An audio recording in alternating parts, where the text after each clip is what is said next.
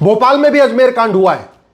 जैसे 1990, 91, 92 में अजमेर में कॉलेज में जाने वाली हिंदू लड़कियों को फंसाया गया था, उनको ट्रैप किया गया था, बाद में उनको ब्लैकमेल किया गया था और लगभग 1,500 के आसपास बेटियों को ट्रैप करके उनके साथ बलात्कार किया गया था। वही काम अब भोपाल में हो रहा है। और यह भोपाल में इसलिए हो रहा है क्योंकि जो अजमेर कांड में जिन लोगों ने काम किया था, न उसमें किसी को फांसी हुई, न किसी की 100% प्रॉपर्टी जब्त हुई, न किसी की नागरिकता खत्म हुई। क्यों? क्योंकि हमारा कानून ऐसा है ही नहीं है। कानून हमारा सड़ा हुआ है। बार बार मैं यही तो कहता हूं। और भोपाल अजमेर वालों को सजा कितने साल के बाद मिली है? 35 साल के बाद मिली है। अगर साल भर के अंदर सजा मिल गई होती तो एक देश में खौफ पैदा होता। बहन बेटियों के साथ धोखा करने से, छेड़छाड़ करने से, बलात्कार करने से पहले खौफ पैदा होता। हिम्मत देखिए, भोपाल का फरहान लड़की के पीछे पीछे इंदौर तक पहुंच गया। वो बेटी भोपाल से सब कुछ अपना छोड़ छाड़ के इंदौर भाग आई, अपने घर चली आई, सोची कि अब हम अपने घर में रहेंगे, सुकून से रहेंगे। वो इंदौर तक पहुंच गया। ये है हिम्मत। ये भारत में है। सत्ता किसी की हो, सरकार किसी की हो, खौफ कानून का होता है। और हमारा कानून सड़ा हुआ है, हमारी न्यायिक व्यवस्था सड़ी हुई है, इसलिए कुछ भी करने में खौफ ही नहीं है। जैसे अजमेर कांड हुआ, आपने कभी सुना अरब में, दुबई में, कुवैत में, बहरीन में ऐसे कांड हुआ हो? मैं अरब, दुबई, कुवैत, बहरीन का नाम इसलिए ले रहा हूं कि वहां हिंदू 1% है, 2% है, 5% है। आखिर क्या कारण है कि हिंदुस्तान में हिंदू सुरक्षित नहीं है, हिंदुस्तान में हिंदुओं की बहन बेटियां सुरक्षित नहीं है, अरब, दुबई, कुवैत, बहरीन में हिंदू भी सुरक्षित है, उनकी बहन बेटियां भी सुरक्षित है। अहमदाबाद में पूरी बांग्लादेशियों ने झुग्गी बना लिया। क्यों? सिंगापुर में कोई अवैध घुसपैठ क्यों नहीं कर लेता? अमेरिका में कोई अवैध घुसपैठ क्यों नहीं करता? जापान में अवैध घुसपैठ क्यों नहीं करता? चीन में अवैध घुसपैठ क्यों नहीं करता? भारत में क्यों करता है? किसी की भी सरकार को कोई फर्क नहीं पड़ता, घुसपैठ क्यों हो जाती है? क्यों? क्योंकि हमारा कानून सड़ा हुआ है, न्यायिक व्यवस्था सड़ी हुई है, प्रशासनिक व्यवस्था सड़ी हुई है। पूरे देश में पाकिस्तानी नागरिक मिल रहे हैं और खूब उनके वीडियो शेयर किए जा रहे हैं। देखो यहां ये मिल गया, यहां ये मिल गया, ये 30 साल से रह रही है, 20 साल से रही है, 40 साल से रह रही है। लेकिन वीडियो शेयर करने वाले ये नहीं बता रहे इसका मूल कारण घटिया कानून है, सड़ी हुई न्यायिक व्यवस्था है। मैं देख रहा हूं इस समय सोशल मीडिया में उबाल आया हुआ है। सब लोग एक एक वीडियो शेयर कर करके अपनी दिखा रहे हैं कि देखो हम बहुत बड़े देश के भक्त हैं और हम बड़े देश की चिंता करते हैं। लेकिन एक भी व्यक्ति समस्या के साथ उसका समाधान नहीं बता रहा है, मूल कारण नहीं बता रहा है। ऐसी कौन सी समस्या है जो भारत की लाइलाज है? ऐसी भारत की कौन सी समस्या है जो वर्ल्ड वाइड है? भारत की ऐसी कौन सी समस्या है जो अरब, दुबई, कुवैत, बहरीन में भी है, अमेरिका, सिंगापुर, जापान में भी है? भारत की कोई भी समस्या लाइलाज नहीं है, कोई भी विश्वव्यापी नहीं है। लेकिन भारत में अस्थायी समाधान इसलिए नहीं हो रहा है क्योंकि हम कानून नहीं बदल रहे। प्रतिदिन 1000 बेटियां लव जिहाद का शिकार हो रही हैं और वीडियो भी शेयर किए जा रहे हैं, फोटो भी शेयर किए जा रहे हैं।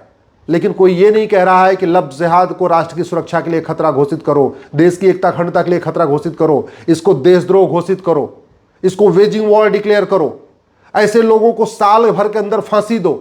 ऐसे कानून की मांग कोई नहीं कर रहा है। प्रतिदिन 10,000 हिंदुओं का धर्मांतरण हो रहा है।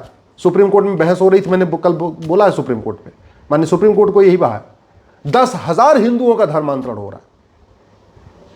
लेकिन कोई ये नहीं कह रहा है कि धर्मांतरण को राष्ट्र की सुरक्षा के लिए खतरा घोषित करो, देश की एकता अखंडता के लिए खतरा घोषित करो, वेजिंग वॉर डिक्लेयर करो, देशद्रोह घोषित करो, ऑर्गेनाइज क्राइम डिक्लेयर करो। 5 लाख बहन बेटियां हर साल गायब हो रही हैं। यह गृह मंत्रालय का आंकड़ा है। 5 लाख बहन बेटियां हर साल गायब हो रही हैं। लेकिन कोई भी न पुलिस व्यवस्था बदलने की बात कर रहा है, न न्यायिक व्यवस्था बदलने की बात कर रहा है, न प्रशासनिक व्यवस्था बदलने की बात कर रहा है, न भारत में जस्टिस विद इन ये लागू करने की मांग कर रहा है। 6 करोड़ घुसपैठिए भारत में आके बैठे हुए। अभी तो बांग्लादेशी रोहिंग्या की बात हो रही, भी पाकिस्तानी इसमें जोड़े नहीं गए। अगर 5 लाख महिलाएं, 5 लाख पाकिस्तानी महिलाएं भारत में बैठी हुई हैं तो उनके अगर एक के 5 एवरेज 5 बच्चे मानिए तो 25 लाख बच्चे हो गए। उनके नाती पोते भी मान लीजिए 25 लाख। संख्या कहां तक पहुंच गई सोचिए ना। क्यों? ये जो भारत में हो रहा है, जो पाकिस्तानी भारत में आके बैठ गए हैं बिना कागज के, कोई 10 साल से रह रहा है, कोई 20 साल से रह रहा है, कोई 40 साल से रह रहा है, कोई BA BSc BCom कर रहा है, और जितने पाकिस्तानी मिल रहे हैं सबके पास 5-5 6-6 कागज, जितने बांग्लादेशी मिल रहे हैं सबके पास 5-5 6-6 कागज, जितने रोहिंग्या मिल रहे हैं सबके पास 5-5 6-6 कागज, सबके पास आधार है, राशन कार्ड है, बर्थ सर्टिफिकेट है, एज सर्टिफिकेट है, इनकम सर्टिफिकेट है, डोमिसाइल सर्टिफिकेट है, कुछ के पास तो ड्राइविंग लाइसेंस भी है और कुछ के पास तो पासपोर्ट भी है। क्यों? क्योंकि फर्जी डॉक्यूमेंट बनाना और फर्जी डॉक्यूमेंट बनवाना यह कोई सीरियस क्राइम ही नहीं है। भ्रष्टाचार हमारे देश में गंभीर अपराध नहीं है। सारे डॉक्यूमेंट 2-3 हजार में बनते हैं। सारे के सारे अवैध काम का मूल कारण भ्रष्टाचार है। भ्रष्टाचार पे चर्चा ही नहीं हो रही। भ्रष्टाचार को देशद्रोह घोषित नहीं कर रहे, भ्रष्टाचार को राष्ट्र की सुरक्षा के लिए हम खतरा घोषित नहीं कर रहे, भ्रष्टाचार को वेजिंग वॉर डिक्लेयर नहीं कर रहे। तो भ्रष्टाचार चल रहा है, भ्रष्टाचार चल रहा है, सब आ रहे हैं और कर रहे।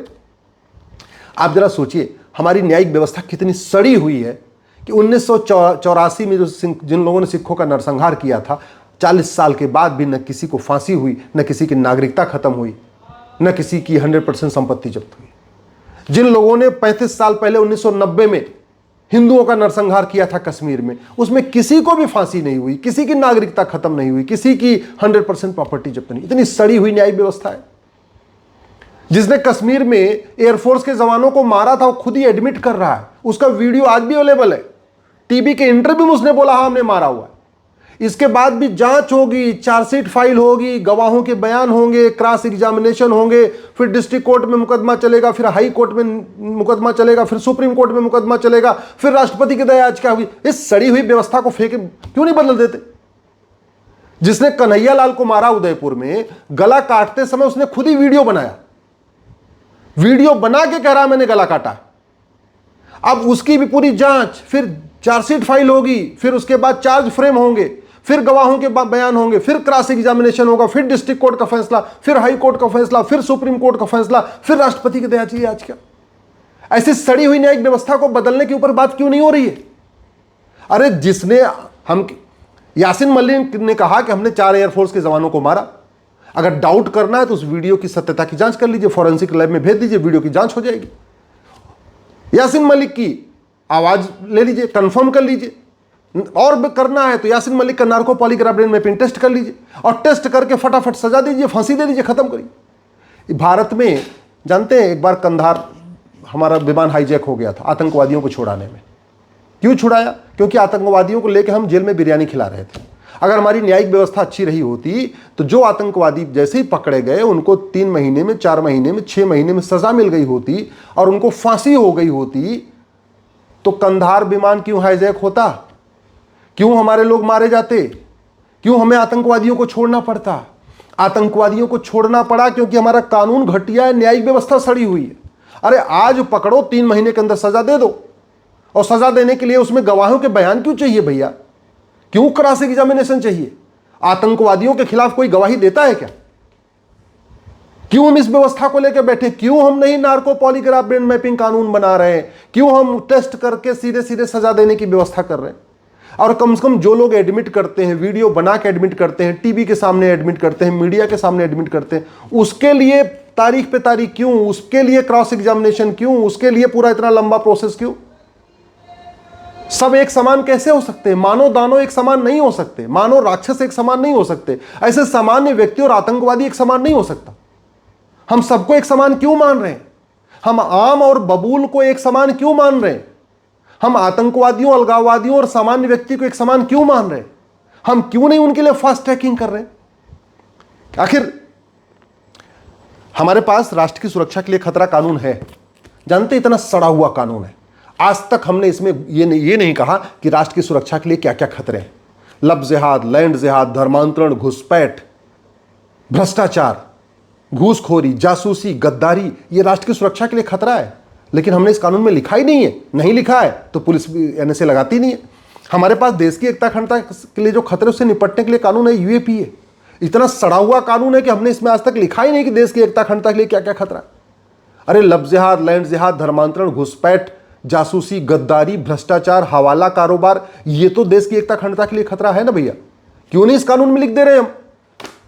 ये सिटीजनशिप एक्ट बनाया हुआ, किसी की नागरिकता खत्म ही नहीं हो रही। क्यों? क्योंकि कानून सड़ा हुआ है। हमने एविडेंस एक्ट को बदला, लेकिन इसमें भी नार्को पॉलीग्राफ ब्रेन मैपिंग अनिवार्य नहीं किया। 150 साल के बाद हमने इंडियन पिनल कोड को भारतीय न्याय संहिता बनाया, लेकिन इसको बनाते समय लगता हमने अमेरिका का फेडरल पिनल कोड देखा ही नहीं। मैं तो आज कह रहा हूं, माननीय प्रधानमंत्री जी से मैं विनम्र हाथ जोड़ के निवेदन कर रहा हूं, आप इस भारतीय न्याय संहिता के बदले इस अमेरिका का फेडरल पिनल कोड भारत में लागू कर दीजिए। कोई दिमाग लगाने की, सीधे कॉपी पेस्ट मार के लागू कर दीजिए। अगर अपराध 50% खत्म ना हो जाए तो मैं आजीवन सार्वजनिक रूप से मुंह नहीं दिखाऊंगा। केवल आप इस भारतीय न्याय संहिता के बदले केवल और केवल ये अमेरिका का फेडरल पिनल कोड लागू कर दीजिए। मैं कह रहा हूं 5 साल के अंदर सारे अपराध 50% कम हो जाएंगे। जासूसी भी कम हो जाएगी, गद्दारी भी कम हो जाएगी, साइबर क्राइम भी कम हो जाएगा, अपहरण भी कम हो जाएगा, ड्रग स्मगलिंग भी कम हो जाएगी, ह्यूमन ट्रैफिकिंग भी कम हो जाएगी। सारे अपराध केवल एक कानून, ये मेरे हाथ में फेडरल पिनल कोड है और ये भारतीय न्याय संहिता, केवल इसको खत्म कर दीजिए, नई वाली भारतीय न्याय संहिता को, और इसको लागू कर दिए, आधे अपराध खत्म हो जाएंगे। भारत की कोई भी समस्या लाइलाज नहीं है। मैं पूरे दावे के साथ कहता हूं 5 साल के अंदर भारत के अपराध, भ्रष्टाचार 80% खत्म किए जा सकते हैं। ये घूसखोरी, कमीशनखोरी, जमाखोरी, मिलावटखोरी 80% खत्म हो जाएगी मात्र 5 साल में। ये कालाबाजारी, ये जो चल रहा है अलगाववाद, आतंकवाद 80% खत्म हो जाएगा। ये सड़क का एक्सीडेंट 80% रुक जाएगा। ये जितने अवैध हथियारों के कारोबार हैं ये खत्म हो जाएंगे। माफिया राज खत्म हो जाएगा, खनन माफियाओं का कारोबार खत्म हो जाएगा, बालू माफियाओं का कारोबार खत्म हो जाएगा। केवल इतना कर दें कि हम भारतीय न्याय संहिता के बदले ये अमेरिका का फेडरल पिनल कोड लागू कर दें। इतना काम कर दें, क्रांति आ जाएगी। दुर्भाग्यवश ऐसे विषयों पर चर्चा नहीं हो रही है। जस्टिस विद इन ईयर लागू करना बहुत आसान है। एक साल तो मैं ज्यादा कह रहा हूं, मैं कह रहा हूं 3-3 महीने के अंदर फैसला शुरू हो जाएगा। 3 महीने के अंदर पुलिस आराम से जांच कर लेगी, 3 महीने के अंदर डिस्ट्रिक्ट कोर्ट फैसला कर देगा, 3 महीने के अंदर हाई कोर्ट फैसला कर देगा, 3 महीने के अंदर सुप्रीम कोर्ट फैसला कर देगा। ऐसी व्यवस्था मैं बना के देने के लिए तैयार हूं। मैं इसको लागू कर सकता हूं जहां पूरा का पूरा क्राइम होने से लेकर अंतिम सजा में केवल 1 साल लगेगा। लेकिन इसको करना पड़ेगा, सरकार को करना पड़ेगा, संसद को करना पड़ेगा। आम जनता तो केवल बोल सकता है, मैं भी केवल बोल ही सकता हूं, मैं कुछ कर नहीं सकता हूं। कानून मंत्रालय को इसको करना पड़ेगा। मेरी बात ठीक लग रही हो इस वीडियो को अधिक से अधिक शेयर करिएगा।